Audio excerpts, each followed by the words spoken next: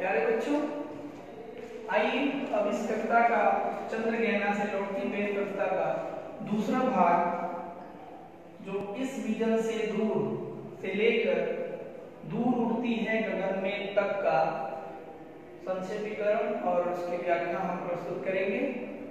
और उस व्याख्या को पढ़ने से पहले इस लाइन को पिछली लाइनों से जोड़ते हुए मैं आपको बताना चाहता हूं कि अभी तक केदारनाथ अग्रवाल जी ने खेत के उस दृश्य का वर्णन किया जिसमें दलहन और तिलहन की फसलें लगी हुई हैं और उसमें अलसी का, चने का और सरसों का, जो कि तिलहन फसल है, उसका सुंदर वर्णन किया है। और उस वर्णन के साथ साथ उन्होंने ये बताने का प्रयास किया है कि किस तरह से व्यक्ति विशेष के चरमोत्कर्ष पे पहुंच जाने पर उसका जो आगे का रूप होता है, आगे की प्रक्रिया होती है, उसको पूरा करना चाहिए। इसके अलावा इन्होंने ये बताया कि किस तरह से परंपरा हमारे ग्रामों में देखने को मिलती है कि किस तरह से एक लड़की के बड़ी हो जाने पर, सयानी हो जाने पर उसका विवाह कर देना चाहिए, अर्थात खेत के माध्यम से किसान की तरफ इंगित करते हुए कवि ने बताया कि अब खेतों में पूर्ण रूप से फसल पककर तैयार हो चुके हैं, अब उसे काट लेना चाहिए या वहां से उसको निकाल लेना चाहिए। तभी तक उसका एक प्रथम खंड हमने पढ़ा। अब उसके बाद दूसरा भाग जो इस विजन से दूर आगे का जो पंक्ति प्रस्तुत किया गया है, उसमें कवि ये बताने का प्रयास करते हैं कि किस तरह से शहर की अपेक्षा गांव में प्रेम और सौहार्द बना हुआ है।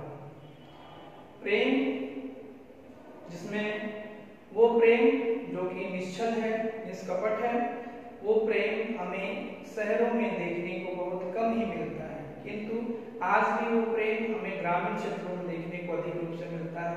और साथ ही साथ कवि ने ये बताने का प्रयास किया है कि जो मनुष्य के अंदर की बुराइयां हैं, स्वार्थ है और एकनिष्ठ प्रेम है। एकनिष्ठ प्रेम का तात्पर्य तो किसी व्यक्ति विशेष से ज्यादा प्रेम होने के लिए लगाया जाता है, लेकिन यहाँ पर एकनिष्ठ प्रेम का तात्पर्य मैंने आप सभी को समझने के लिए ये बताने का प्रयास किया है कि जो कि स्वार्थ से जुड़ा हुआ, हर एक व्यक्ति अपने फिराक में लगा हुआ है, अपने स्वार्थ की पूर्ति में लगा हुआ है, जिसका वर्णन इस पंक्तियों में कवि ने कुछ पक्षियों के माध्यम से, कुछ चिड़ियों के माध्यम से उन्होंने प्रस्तुत किया है। तो आइए जानते हैं किस तरह से केदारनाथ अग्रवाल जी ने इस कविता को या इसके अगले खंड को बताने का प्रयास किया है। और उन्होंने बताया कि उस मेड़ तक मैं बैठा हुआ एक ऐसे दृश्य को देखा जो कि स्वयंवर सभा की तरह लग रहा था। फिर दूसरी नजर अन्य दृश्य पर लगाते हुए कवि ने क्या कहा, ये यहाँ से प्रारंभ होता है। आइए जानते हैं कवि ने इसके बारे में क्या बताया। कवि कहते हैं कि इस विजन में, अर्थात और इस चीज को पढ़ने से पहले हमें आपको शब्द के अर्थ को बताना था। और आइए जानते हैं, पहला शब्द है विजन। विजन का तात्पर्य होता है क्षेत्र। क्षेत्र अर्थात वातावरण, अर्थात एक स्थान। दूसरा है उपजाऊ। उपजाऊ आप सभी जानते हैं, जहां पर उर्वरा शक्ति अत्यधिक होती है, फर्टिलिटी ज्यादा होती है, ऐसे भूमि को हम उपजाऊ भूमि कहते हैं। तले, तले अर्थात तलवा, क्योंकि निचले हिस्से में होता है, यानी तालाब का जो निचला हिस्सा होता है उसके नीचे। लहरियां, हवा के झोंकों से जब पानी में लहरें बनती हैं उसको हम लहर कहते हैं, तरंग कहते हैं, जिसके लिए कवि ने लहरियां का प्रयोग किया था। बहुवचन रूप में उन्होंने प्रयोग किया है, क्योंकि हवा पानी को एक रूप में नहीं बल्कि कई रूपों में बहाती ले जाती है, इसलिए उन्होंने कहा लहरियां। मीन, मीन संस्कृत शब्द है, इसका अर्थ होता है मछली। और किस तरह से ग्रामीण क्षेत्र में पोखरों में, तालाबों में मछलियां तैरती हैं और उसके बीच में किस तरह से स्वार्थी और कपटपूर्ण व्यवहार करने वाली चिड़िया उसको अपने चोंच में दबाकर भागती है, उसके लिए मीन शब्द का प्रयोग कवि ने किया है। अगला है ध्यान निद्रा, अर्थात जब किसी ध्यान में बैठे हुए आप अपनी आंखें मूंदे हुए रहते हैं, यानी तपस्या का एक दृश्य, एक ऐसी मुद्रा जो तपस्या में आंखें बंद करके लगी हुई होती है, उसके लिए हम ध्यान निद्रा करते हैं, सोया हुआ मुद्रा। चतुर का अर्थ होता है चंचल या तेज तर्रार।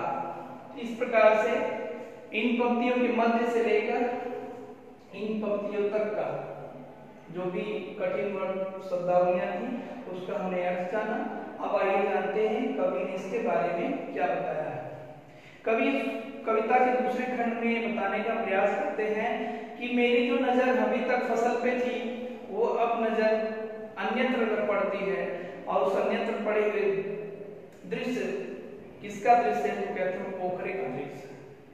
वो पोखरा कैसा है उसका वर्णन कवि ने कहा, इस विजन में दूर व्यापारी के नगर से प्रेम की प्रिय भूमि उपजाऊ अधिक है। अर्थात कवि ये बताने का प्रयास करते हैं कि नगर कैसे होते हैं? तो व्यापारी होते हैं, अर्थात एक वस्तु को देना दूसरी वस्तु को प्राप्त करना। अर्थात नगरों में कुछ देखकर कुछ पाने की जो इच्छा होती है वो नगरों तक बनी रही है, लेकिन गांव में ऐसा नहीं है। जब कोई व्यक्ति कुछ दे देता तो उसके बदले कुछ मांगता नहीं है, कुछ इच्छा नहीं रखता। ये अंतर करता है शहर और ग्रामीण क्षेत्र के लोगों के बीच में।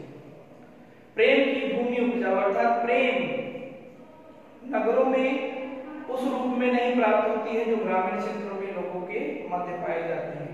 कवि ने ये भी बात बताने का प्रयास किया है कि धीरे धीरे आधुनिकता के दौर में जो व्यक्ति भागता हुआ शहरों की तरफ, नगरों की तरफ विस्थापित हो रहा है, उसके मन मस्तिष्क में, हृदय में कहीं न कहीं उस प्रेम की जो पवित्रता थी वो धीरे धीरे समाप्त होती चली जा रही है। कवि ने ये भी बताने का प्रयास किया है कि नगर व्यापारी होते हैं, यहाँ पर किसी भी प्रकार की मोह माया प्रेम नहीं देखने को मिलती। एक वस्तु देना है, एक वस्तु लेना है, ऐसा प्रवृत्ति आदत नगरों में पाया जाता है। किंतु प्रेम की प्रिय भूमि उपजाऊ, गांव का जो यह भूमि है अर्थात यहाँ का जो वातावरण है वो अत्यधिक उपजाऊ किस रूप में है? नगरों की अपेक्षा प्रेम का जो उपजाऊपन है नगरों में कम, बल्कि ग्रामीण स्तर पर, ग्रामीण क्षेत्रों में अत्यधिक रूप से प्राप्त होता है। अर्थात कवि ये बताने का प्रयास करते हैं कि नगर और ग्रामीण क्षेत्र में प्रेम की अलग अलग परिभाषा रूप देखने को मिलता है, और यह जो क्षेत्र कवि देखते हैं उसमें ग्रामीण क्षेत्र में प्रेम की अधिकता को महसूस करते हैं। कवि आगे कहते हैं मेरा दृश्य, मेरी नजर, मेरी आंखें एक ऐसे स्थान पे पड़ती हैं, वो स्थान क्या है? तो और पैरों के तले है एक पोखर।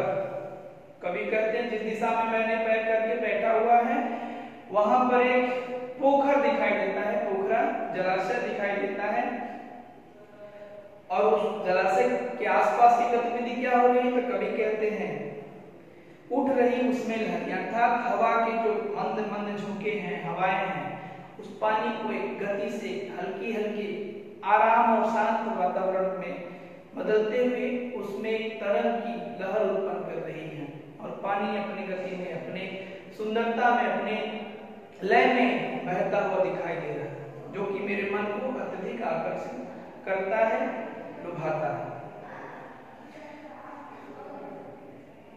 लेकिन कवि कहते हैं कि पैरों के तले है एक पोखर, उठ रही इसमें लहरियां, नील तल में, नील तल यानी उस पोखरे का तल कैसा है, निचला स्तर कैसा? नीले रंग का,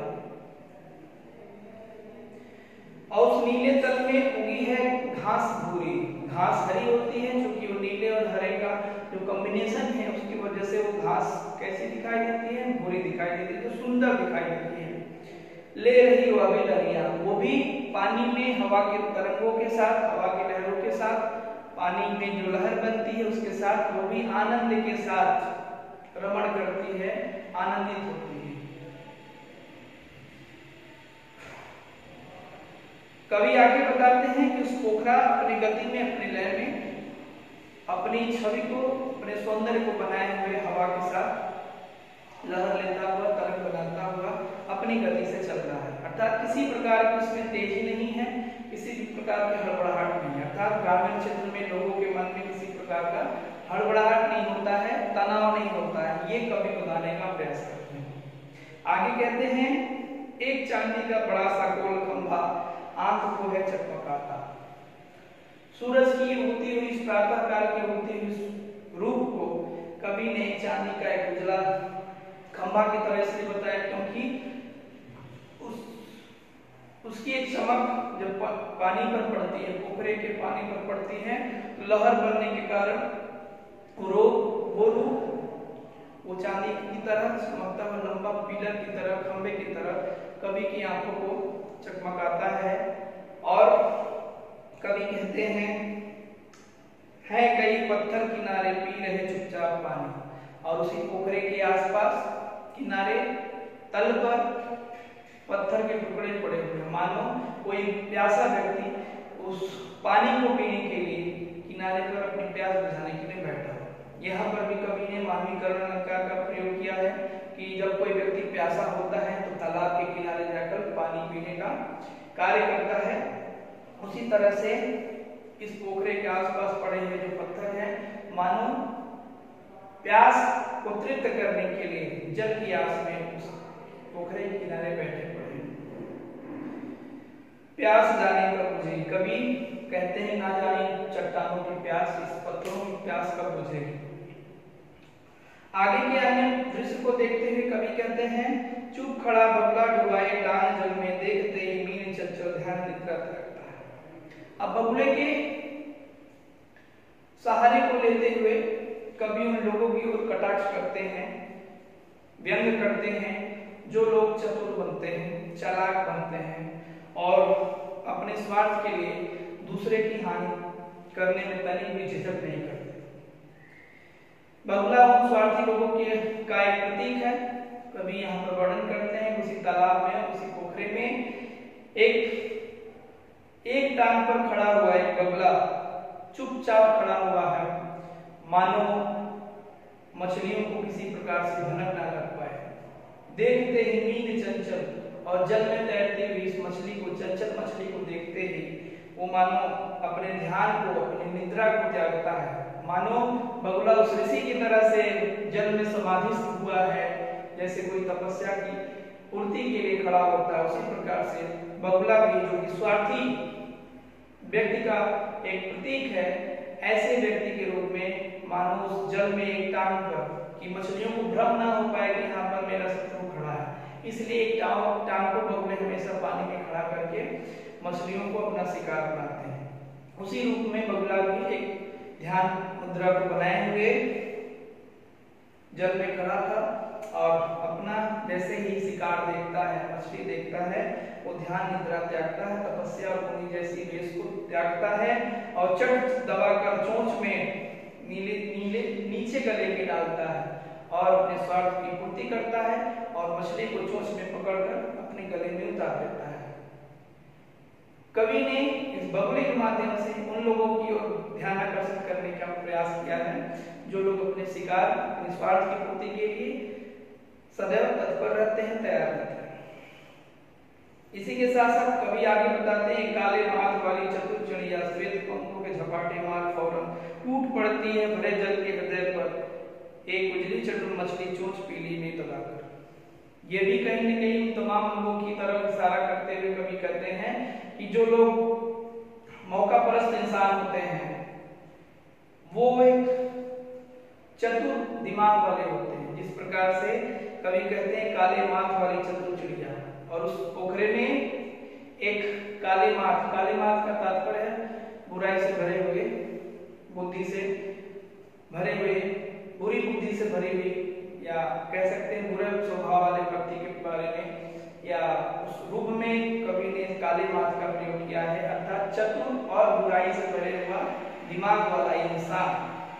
लेकिन यहाँ पर कवि उस पोखरे पर अपना झपट्टा मारने वाली उस पक्षी का जिक्र करते हैं जो कैसी है, काले रंग वाली है और अपने पंखों को श्वेत बनाए हुई है, और अब उससे झपाटा मारकर श्वेत पंखों से झपाटे मार फौरन टूट पड़ती है भरे जल के हृदय पर, और उस जल के बीचों बीच में मछली की तरह टूट पड़ती है, अर्थात उसको पकड़ने के लिए झपाटा मारती है, मौका ढूंढती है और चट से और जल्द ही चटुल चंचल मछली को दबाकर उड़ जाती है। यह दृश्य कहीं न कहीं कवि को सुंदर भी लगती है, आकर्षित भी करती है और उन लोगों की तरफ प्रतीक के रूप में संकेत भी करती है जो लोग मौका परस्त हैं या बुराई से भरे हुए हैं। यहाँ पर सफेद और काला रंग दोनों विरोध के लिए लगाए हुए हैं। कवि ने काला रंग बुराई के प्रतीक होता है, सफेद रंग अच्छाई का, अर्थात जो व्यक्ति अपने आप का दिखावा करता है, अच्छाई लिए हुए है लेकिन मन में ही मन उसके अंदर बुराई और कालापन है, इसलिए कवि ने इस कविता में, इस भाग में उस चिड़िया के लिए काले माथ का और श्वेत पंखों का जिक्र किया है कि वो उस रूप में होती है, लेकिन जैसे उनको मौका मिलता है वो मछली को अपनी चोंच में दबाकर उड़ चलती है। अर्थात वे तमाम लोग जो कि शहरों में निवास करते हैं, होते तो वैसे गांव में भी हैं, लेकिन ग्रामीण क्षेत्र में और शहरी क्षेत्रों में ये थोड़ा अंतर हमें देखने को मिलता है कि दोनों में स्वार्थपरता की जो बातें हैं वो असमान रूप से हैं। इस प्रकार हमने जाना कि कवि ने इस कविता में चंद्रगहना से लौटती बेल के दूसरे खंड में उस दृश्य का वर्णन किया है जो कि पोखरे का दृश्य है, और पोखरे के दृश्य में किस प्रकार से गतिविधि हो रही है जो कवि को आकर्षित करती है, सुंदर लगती है, और उनके मन में जो एक असमंजस की स्थिति ग्रामीण और नगरीय जीवन के बीच बनी हुई है उसका भी उन्होंने एक सुंदर वर्णन किया है, एक चिड़िया के माध्यम से, बगुले के माध्यम से। तो आगे के इस भाग को पढ़ने के लिए हम पुनः मिलते हैं, तब तक के लिए धन्यवाद। इसको पढ़िए, समझिए और इसको एक साथ अंत में जो निष्कर्ष निकलता है वो अगले वीडियो में आपको बताई जाएगी। तब तक के लिए धन्यवाद।